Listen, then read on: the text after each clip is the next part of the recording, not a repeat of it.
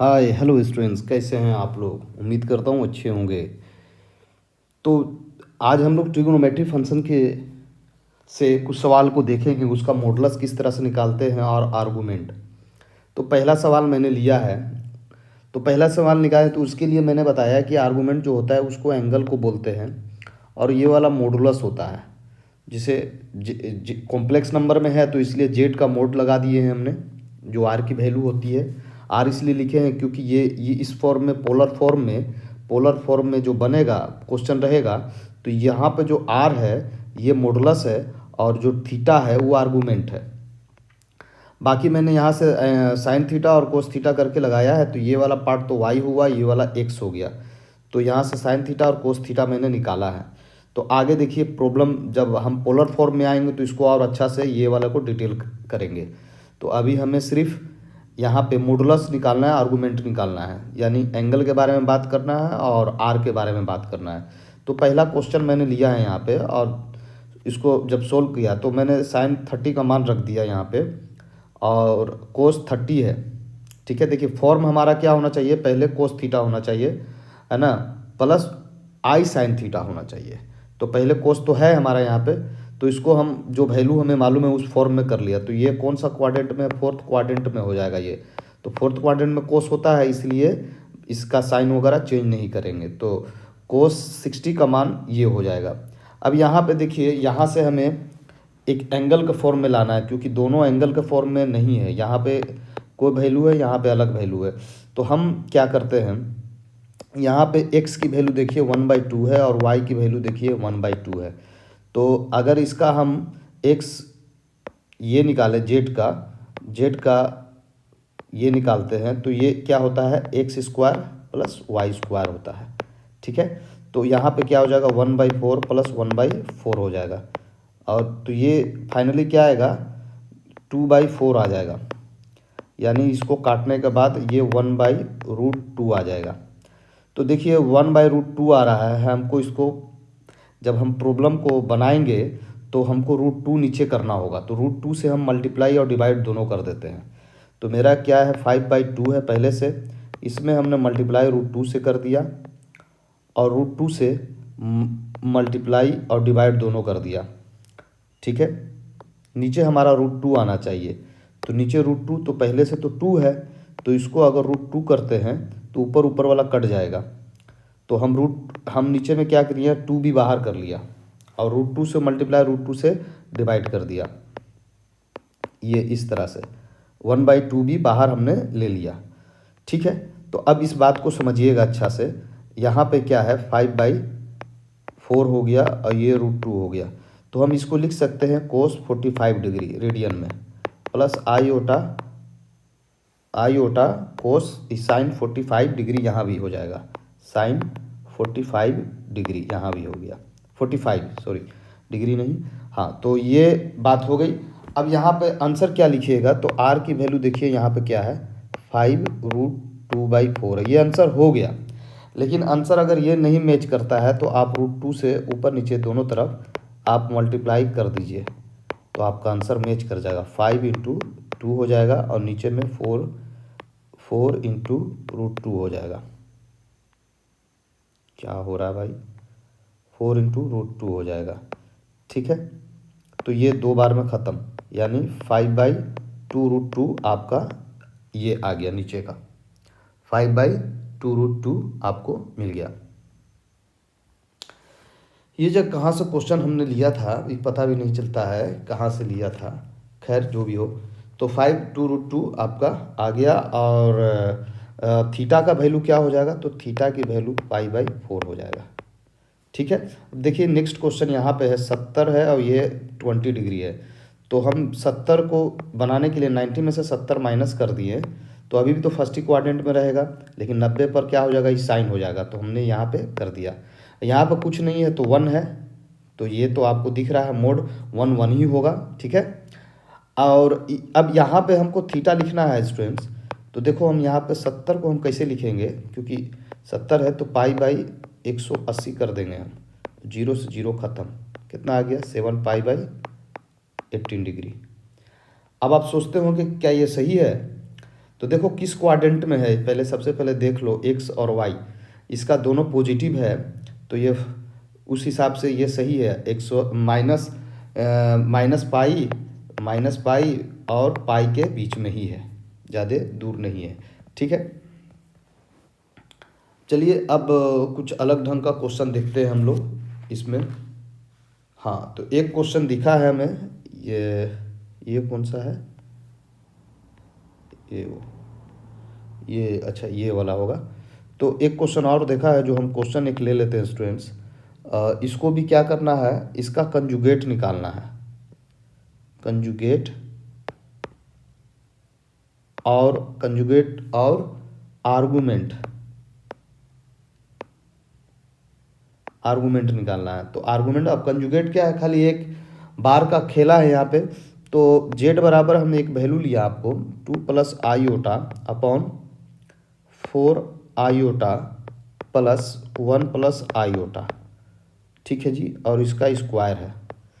तो सबसे पहले इसको ज़रा सा सिंप्लीफाई करके आगे बढ़ते हैं, उसके बाद इसको सॉल्व करेंगे। 4 आईओटा प्लस ए स्क्वायर प्लस 2ab और प्लस बी स्क्वायर, यानी आई स्क्वायर का -1 होता है। 1 से 1 ख़त्म हो गया, देख रहे हैं आप लोग। 2 प्लस आईओटा अपॉन 6 आईओटा। अब यहाँ पे देखिए आई से दोनों तरफ ऊपर नीचे दोनों में मल्टीप्लाई कीजिएगा तो 2 आईओटा -1 हो जाएगा, और यहाँ पे हो जाएगा आपको -6। ठीक है जी स्टूडेंट्स, अब आप माइनस ऊपर नीचे कॉमन लेकर चेंज कर दीजिए, तो ये 6 हो जाएगा।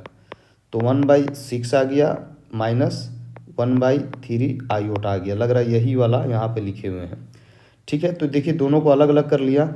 एक्स की वैल्यू क्या हो गया 1/6, और वाई की वैल्यू ये हो गया।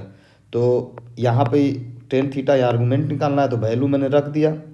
तो ये कटने के बाद 2 आया, तो थीटा की वैल्यू हो जाएगा 10 इनवर्स 2। लेकिन यहाँ देख रहे क्वाड्रेंट, ये जीरो जो है पॉजिटिव है और ये माइनस में है। देखिए ये देख रहे हैं आप, ये माइनस में है, यहाँ पे हम दिखाए हैं, है ना, ये माइनस में है। ये तो मेरा मॉडुलस हुआ, लेकिन हमारा सवाल तो ये हुआ ना अभी यहाँ पे जो आया, तो ये माइनस में है, इसलिए ये किस क्वाड्रेंट में चला गया, फोर्थ क्वाड्रेंट में। और फोर्थ क्वाड्रेंट में आपको पाई माइनस थीटा होता है, हमने आपको अगला लेक्चर में बताया है, तो मैं बस यहाँ पे वैल्यू रख दिया। ठीक है, और अब देखिए इसका प्रिंसिपल वैल्यू, तो हमारा जो था वो 2 पाई, इसमें से 2 पाई माइनस किए हमने, ये मिल गया हमें। 2 पाई में से माइनस कर दिए तो हमें ये मिल गया, जो भी है प्रिंसिपल वैल्यू। तो चलिए और प्रिंसिपल वैल्यू के बारे में और अच्छा से समझेंगे आगे। अब देखते हैं कुछ अलग ढंग का क्वेश्चन। चलिए इस क्वेश्चन को हम ऐसे लिख लेते हैं, साइन 30 डिग्री प्लस आईओटा कोस 30 डिग्री, इसको जेड मान लिया हमने। अब इसका क्या करना है, पोलर फॉर्म में लाना है। पोलर फॉर्म क्या होता है, R cos theta plus iota sine theta होता है पोलर फॉर्म। ठीक है जी, यही पोलर फॉर्म होता है। तो इस फॉर्म में लाना है, यानी हमको आर भी चाहिए, थीटा भी चाहिए। थीटा तो आपको दिख रहा है, लेकिन जब थीटा दिख रहा है लेकिन ये साइन के फॉर्म में है, तो हमें इसको कोस में चेंज करना होगा। तो जेड इक्वल टू, इसको क्या लिख सकते हैं, साइन 90 माइनस 60 डिग्री लिखेंगे तो 30 डिग्री मिल जाएगा भाई। आईओटा कोस 90 माइनस 60 लिखेंगे तो 30 मिल जाएगा। तो 90 पर तो कोस हो जाएगा, लेकिन फर्स्ट क्वाड्रेंट में है, प्लस आईओटा 90 पर, है ना, साइन हो जाएगा, लेकिन फर्स्ट क्वाड्रेंट में है, इसलिए साइन का चेंज नहीं करेंगे हम लोग।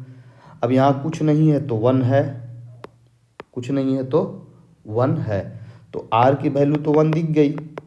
आर्गुमेंट क्या होगा, थीटा आपका साइन के फॉर्म में है, तो थीटा तो दिख रहा है 60 डिग्री है, तो पाई/180 कर दीजिए, क्योंकि हमें रेडियन में बताना है, तो पाई/3 हो गया आपका आंसर। दोनों पॉजिटिव है आपका।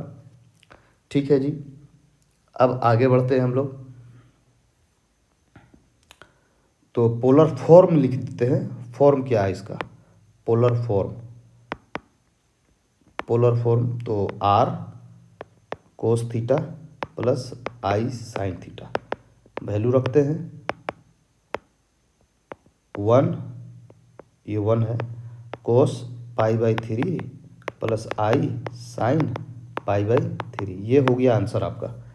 अब देखिए, अब हम लोग कुछ अलग ढंग का क्वेश्चन लेते हैं जो आपको और भी समझ में आएगा। जैसे हमको इसका पोलर फॉर्म लिखना है इस क्वेश्चन का, 1 + 7 आयोटा अपॉन 2 - आयोटा का होल स्क्वायर। तो ये पोलर फॉर्म इसका लिखना है, पोलर फॉर्म। तो सिंपली है, आप इसको जेड मान लीजिए, लेट कर लीजिए, और नीचे वाला जो पहले बकवास दिख रहा है हम उसे पहले साफ़ा कर लेते हैं। तो 4 आयोटा -1 हो जाएगा। इसको और ज़रा सा सिंप्लीफाई करने के बाद आपको मिलेगा 3 - 4 आयोटा।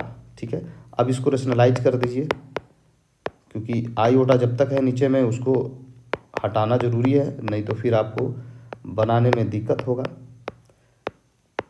तो जनरली हम लोग क्या करते हैं, उसके मॉडुलस से ये करते हैं, डिवाइड और मल्टीप्लाई। तो 1 से करेंगे 3 4 आयोटा हो जाएगा, और +7 से करेंगे 21, और -7 × 28। नीचे क्या होगा, 9 + 16।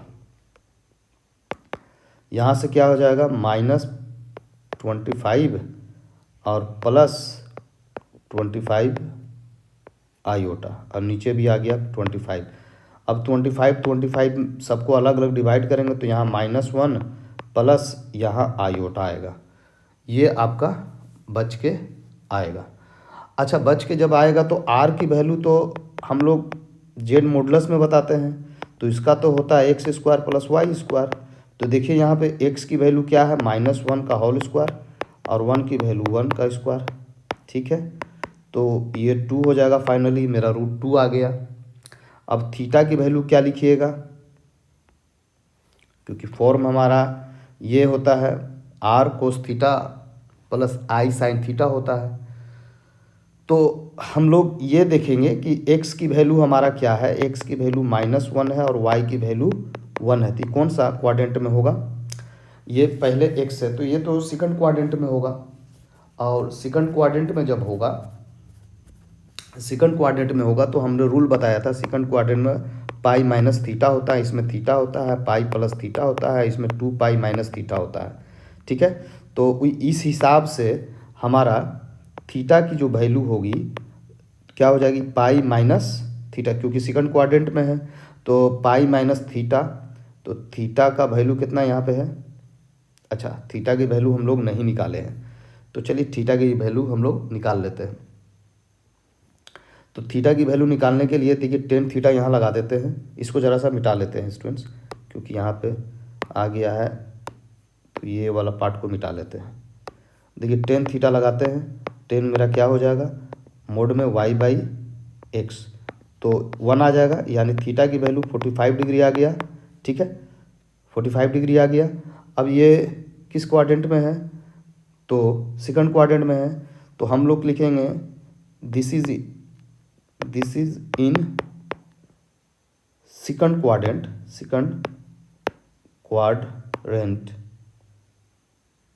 क्वाड्रेंट। ठीक है, इसलिए है ना, इसलिए क्या होगा, π - 45 डिग्री, 45 को हम π/4 लिखते हैं, तो π/4 लिख देते हैं, रेडियन में π/4, तो यह होगा 3π/4 आ जाएगा। तो इसलिए पोलर फॉर्म क्या होगा इसका, पोलर फॉर्म आपको मालूम है z = r cos theta plus i sin theta होता है। ठीक है जी, तो बस रख दीजिए, r की वैल्यू √2 था, आप देखे थे, अभी निकाले थे हम लोग यहाँ पे, है ना, √2 था। ठीक है, और cos 45 डिग्री आ जाएगा, 3π/4 है, सॉरी, प्लस आयोटा साइन 3π/4 है ये भी। तो ये हो गया आपका पोलर फॉर्म, फाइनली ये आंसर हो गया आपका। ठीक है, तो चलिए इसके बाद अब कुछ और भी ढंग का क्वेश्चन लेके आएंगे जो आप लोग नेक्स्ट वीडियो में देखिएगा। तो हम, है ना, मिलते हैं आपको नेक्स्ट वीडियो में। Okay students, bye bye.